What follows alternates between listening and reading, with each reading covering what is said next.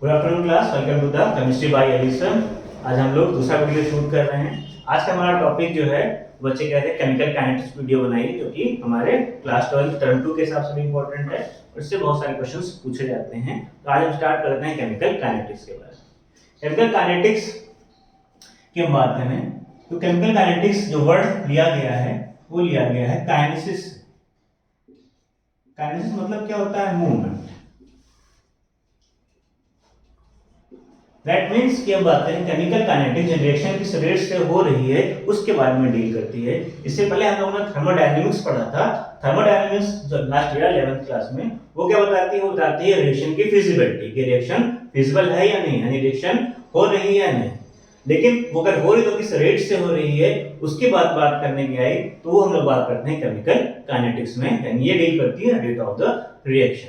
Okay, तो chemical kinetics यानी branch of chemistry which deal with the movement of the reaction और reaction mechanism is called chemical kinetics. जो chemical reaction की rate बताती है और रिएक्शन मैकेनिज्म बताती है उसी को हम लोग केमिकल काइनेटिक्स कहते हैं। तो आज हम लोग स्टार्ट करेंगे केमिकल काइनेटिक्स के बारे में। रिएक्शन के रेट पर हम लोग अगर टाइप्स ऑफ रिएक्शन की बात करें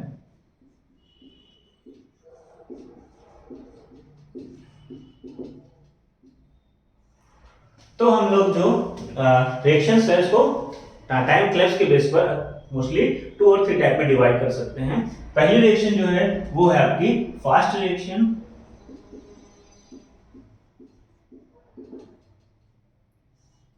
इसको हम इंस्टेंटेनियस रिएक्शन भी कह सकते हैं। तो नाम से क्लियर है, फास्ट रिएक्शन मींस ऐसे रिएक्शन जो टाइम में है, जो बहुत कम लगता है, करीब करीब 1 पिकोसेकंड यानी 10 की पावर -12 सेकंड के आसपास लगता है, जो हम लोग मेजर भी नहीं कर पाते, पर झपकते ही हो जाती है। ऐसे रिएक्शन को हम लोग बोलते हैं फास्ट रिएक्शन।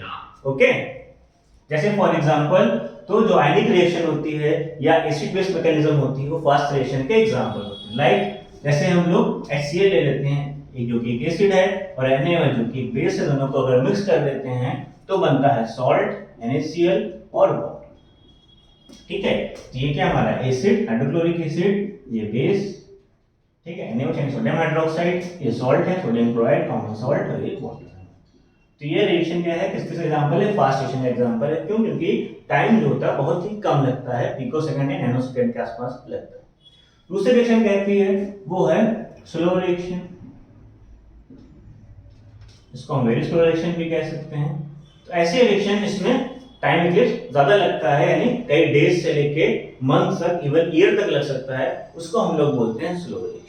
ठीक है, जैसे फॉर एग्जांपल अगर हम लोग बात करें तो आपने देखा होगा rusting of iron. Rusting of iron, rusting of iron की बात करें तो इसका एग्जांपल है वो है स्लो रिएक्शन का एग्जांपल। क्यों? क्योंकि आयरन को रस्ट होने में हमें कई डेज से लेके कई मंथ्स तक लग सकते हैं। ठीक है, ऐसे फॉर एग्जांपल हमारे पास आयरन है, ऑक्सीजन है, ड्राई मार्शल एटमॉस्फेयर है, उसमें वाटर भी है।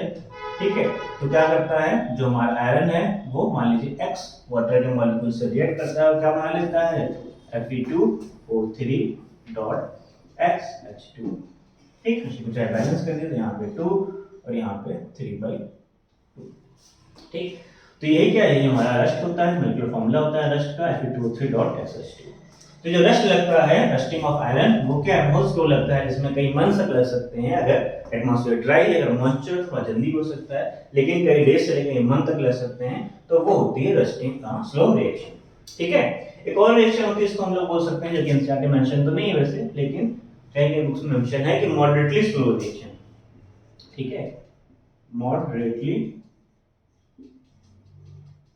Slow reaction. ये रिएक्शन क्या होती है? तो ऐसी रिएक्शन जिसमें जो इंटरमीडिएट होती है फास्ट रिएक्शन और स्लो रिएक्शन के बीच में। ठीक है, इसमें फास्ट से ज्यादा टाइम लगता है लेकिन स्लो रिएक्शन से कम लगता है, उसे हम लोग बोलते हैं मॉडरेटली स्लो रिएक्शन। जैसे आप लोगों ने रिएक्शन पढ़ी होगी, inversion of cane sugar, inversion of cane sugar. Inversion of cane sugar जो है वो एग्जांपल है मॉडरेटली स्लो रिएक्शन का। फॉर एग्जांपल जैसे कि केन शुगर फॉर्मूला क्या होता है, C12H22O11, ये हमारा सुक्रोज है, यहाँ केन शुगर इसको बोलते हैं। इसको हम इन्वर्ट करें, ठीक है, H2 को हाइड्रोलिसिस करें, इसकी प्रेजेंस में एंजाइम का नाम याद रखिएगा, इन्वर्टेज एंजाइम होता है। तो क्या बनता है C6H12O6 प्लस C6H12O6। तो ये हमारा सुक्रोज है, इसको हम, ठीक है, केन शुगर ही बोलते हैं। ये वाटर है और एक मॉलिक्यूल ग्लूकोज होता है और एक फ्रक्टोज। ठीक, तो ये मॉलिक्यूल हमारे क्या है, मॉडरेटली स्लो रिएक्शन का एग्जांपल है। ठीक, तो ये हमारी हो गई types of reaction, slow, fast और मॉडरेटली स्लो रिएक्शन। आगे चलते हैं हम लोग।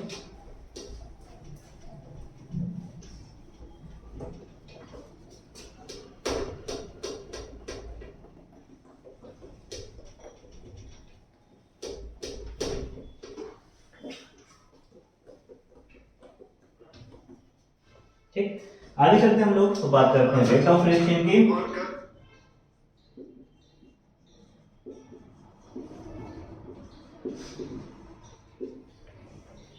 रेट ऑफ रिएक्शन की हम लोग बात करें तो रेट ऑफ रिएक्शन क्या होगी, तो रिएक्शन किस रेट से हो रही है, रिएक्शन को एक्लिप्स होने में, रिएक्शन को कंप्लीट होने में कितना टाइम लग रहा है, वही क्या होती है, रेट ऑफ रिएक्शन। किसी चीज की हम लोग रेट निकालें, इसका मतलब क्या है कि कितने टाइम में वो चीज कंप्लीट हो रही है।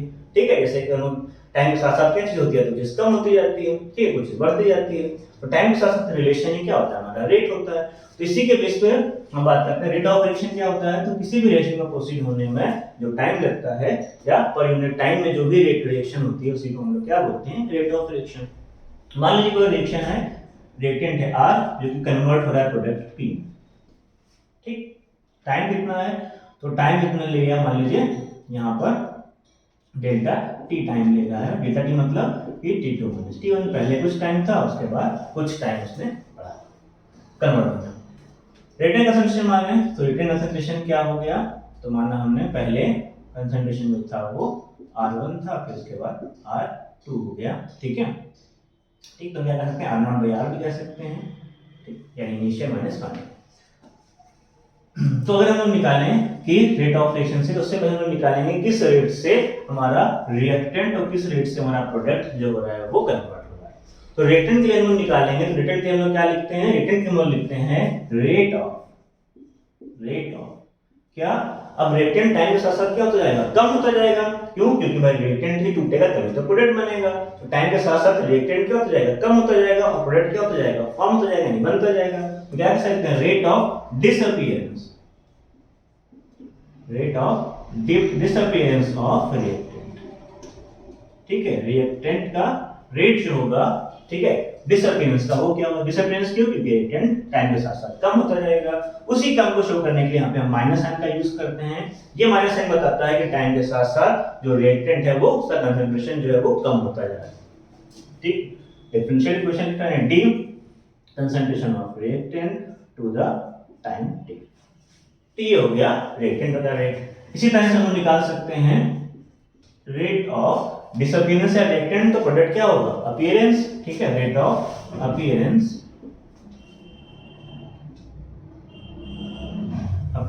ऑफ प्रोडक्ट, ये क्या होगा, तो ये हम पॉजिटिव साइन के साथ लिखते हैं। क्यों, क्योंकि टाइम के साथ साथ प्रोडक्ट कंसंट्रेशन इंक्रीज होता जाता है। ठीक, क्या डिफरेंशियल फॉर्म में क्या, concentration of product concentration to the time taken. ठीक है, इस तरह से हम लोग रिएक्टेंट और प्रोडक्ट का कंसंट्रेशन को निकालते हैं। रिएक्टेंट कंसंट्रेशन हमेशा माइनस साइन के साथ लिखते हैं, प्रोडक्ट का हमेशा पॉजिटिव साइन के साथ। कोई कॉमन जनरल रिएक्शन ले लें, आपसे पूछें कि कैसे निकाल सकते हैं हम लोग, जिसमें हम लोग स्टोइकियोमेट्री को भी शामिल कर लें, तो कैसे निकाल सकते हैं। जैसे कि आपसे कहें कि एक मान लीजिए रिएक्शन है, ठीक, कि H2 plus I2 gives out 2H। हम कहें इसके लिए निकालिए क्या होगा, रेट ऑफ रिएक्शन।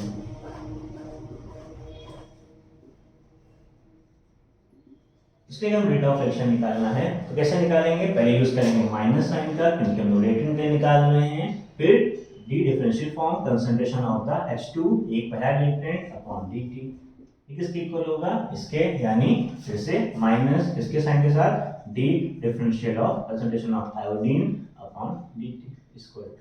ठीक है, अब क्या होगा, क्योंकि प्रोडक्ट है तो क्या हो जाएगा, पॉजिटिव हो जाएगा, और ये जो स्टोइकियोमेट्री है जो आप मोल्स लिख रहे हैं चला जाएगा अपॉन में, यानी 1/2, फिर concentration of HI to sorry d, concentration of HI to the dt। ठीक है, तो इस तरह से हम लोग रेट ऑफ रिएक्शन को शो करते हैं, जहाँ पे जो भी रिएक्टेंट है उसको हम माइनस साइन के साथ रिप्रेजेंट करते हैं। माइनस साइन ये बताता है कि टाइम के साथ साथ रिएक्टेंट की जो कंसंट्रेशन है वो कम होती जा रही है, और प्लस साइन बताता है कि टाइम के साथ साथ रिएक्शन की जो कंसंट्रेशन है वो बढ़ती जा रही है, इंक्रीज होती जा रही है।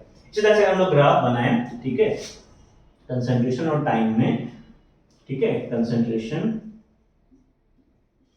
और अगर हम लोग टाइम में ग्राफ बनाएं, तो अगर रिएक्टेंट के हम लोग बनाते हैं तो रिएक्टेंट का जो ग्राफ बनता है वो कैसा बनता है, डाउनवर्ड,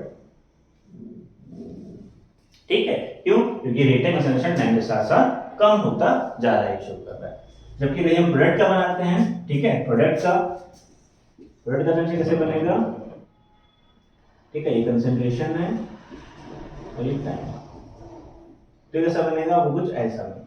क्यों, क्योंकि कंसंट्रेशन जो होगा प्रोडक्ट का वो टाइम के साथ साथ इंक्रीज होता है, पहले जीरो था, क्योंकि पहले कोई प्रोडक्ट ही नहीं बना था, ठीक है, और जैसे जैसे टाइम बीतता है वैसे जो कंसंट्रेशन है प्रोडक्ट का वो इंक्रीज करता जाता है। तो इस तरह से हम ग्राफ बनाते हैं प्रोडक्ट के लिए, और ये हमारा रिएक्टेंट के लिए ग्राफ है, ठीक है। ओके, चलिए आगे चलते हैं नेक्स्ट।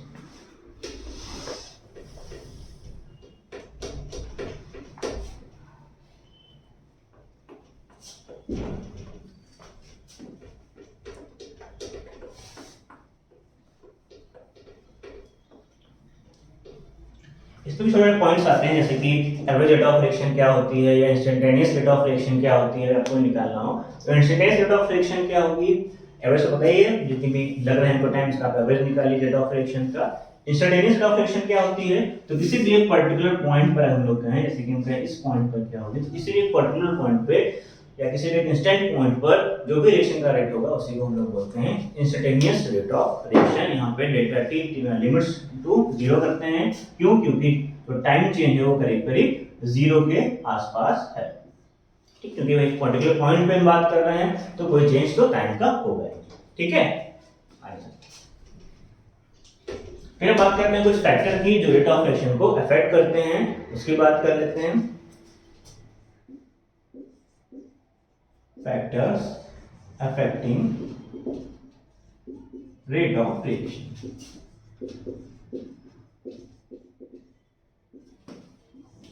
पहले ही कंसंट्रेशन ऑफ द रिएक्टेंट, ठीक है, कंसंट्रेशन ऑफ रिएक्टेंट, ठीक, यानी कंसंट्रेशन का रिएक्टेंट हम लोग चेंज कर दें तो क्या हो जाता है। तो अगर हम जानते हैं कि रिएक्शन रेट हमको अगर बढ़ाना हो तो क्या हो जाएगा, जितने ज्यादा मॉलिक्यूल हमारे अकॉर्डिंग टू कोलिजन थ्योरी जो आप आगे पढ़ेंगे, जितने ज्यादा रिएक्टेंट के मॉलिक्यूल कोलाइड करेंगे उतने ज्यादा प्रोडक्ट में कन्वर्ट हो जाएगा। दैट मींस जितना ज्यादा हम रिएक्टेंट ले लें हमारा प्रोडक्ट उतना ही ज्यादा बनेगा, या रिएक्शन का रेट भी उतना ही ज्यादा हो जाएगा। तो जितना ज्यादा यानी more the reactant more the concentration of reactant, जितना ज्यादा हो कंसंट्रेशन रिएक्टेंट का हमारा रेट ऑफ रिएक्शन भी क्या होगी, रेट ऑफ रिएक्शन भी क्या हो जाएगी हमारी, इंक्रीज होती जाएगी, ठीक है, क्योंकि ज्यादा मॉलिक्यूल लेंगे, ज्यादा मॉलिक्यूल स्ट्राइक करेंगे और रिएक्शन के रेट भी क्या होती जाएगी, इंक्रीज करती जाएगी, ठीक है। ओके, दूसरा फैक्टर की बात करते हैं हम लोग, ठीक, दूसरी हम लोग बात कर रहे हैं तो दूसरा फैक्टर हमारा टेम्परेचर होता है। टेम्परेचर यूजुअली टेम्परेचर को इंक्रीज करने पर हमारा जो कोलिजन होता है वो इंक्रीज कर जाता है, इसी वजह से रिएक्शन का रेट भी इंक्रीज हो जाता है। बट अगर रिएक्शन हमारी एंडोथर्मिक होती है, अगर हमारी रिएक्शन एंडोथर्मिक रिएक्शन क्या होती है, तो ऐसे रिएक्शन जिसमें हीट एब्जॉर्ब होती है वो कहलाती है एंडोथर्मिक रिएक्शन। एंडोथर्मिक रिएक्शन में अगर हम लोग टेम्परेचर को क्या करते हैं, इंक्रीज करते हैं, तो उस कंडीशन में रेट ऑफ रिएक्शन भी हमारा क्या हो जाता है, इंक्रीज हो जाता है। लेकिन बट अगर रिएक्शन हमारी एक्सोथर्मिक हो गई, क्या हो गई, एक्सोथर्मिक हो गई। एक्सोथर्मिक रिएक्शन क्या होती है, तो ऐसी रिएक्शन जिसमें हीट का इवोल्यूशन होता है, हीट रिलीज होती है, वो होती है एक्सोथर्मिक रिएक्शन। उस कंडीशन में अगर आप टेम्परेचर को इंक्रीज कर रहे हैं, क्या कर रहे हैं, इंक्रीज कर रहे हैं, तो उस कंडीशन में जो हमारी रेट ऑफ रिएक्शन है वो क्या हो जाता है, डिक्रीज कर जाता है, ठीक है। ये था हमारा temperature dependence of rate of reaction. Next हम लोग बात करते हैं नेक्स्ट फैक्टर, ठीक, तो थर्ड पॉइंट बात करते हैं सरफेस एरिया ऑफ रिएक्टेंट, यानी सरफेस एरिया। तो कॉमन से बड़ा जितना ज्यादा सरफेस एरिया होगा, जितना ज्यादा एक्सपोज होगा सरफेस एरिया, उतना ही ज्यादा रिएक्टेंट के मॉलिक्यूल आके स्ट्राइक करेंगे, कोलाइड करेंगे। जितना ज्यादा कोलाइड करेंगे उतना ही ज्यादा रेट ऑफ रिएक्शन होगा। दैट मींस क्या कह सकते हैं कि as surface area of reactant क्या करते हैं हम, अगर इंक्रीज कर देते हैं, क्या कर देते हैं, इंक्रीज कर देते हैं, उस कंडीशन में हमारी रेट ऑफ रिएक्शन भी क्या हो जाती है, इंक्रीज कर जाती है। ठीक है, जितना सरफेस एरिया होगा उतनी ज्यादा रेट ऑफ रिएक्शन भी इंक्रीज हो जाएगी। ठीक है, नेक्स्ट फैक्टर की बात करते हैं हम लोग, factor number 4, effect of catalyst.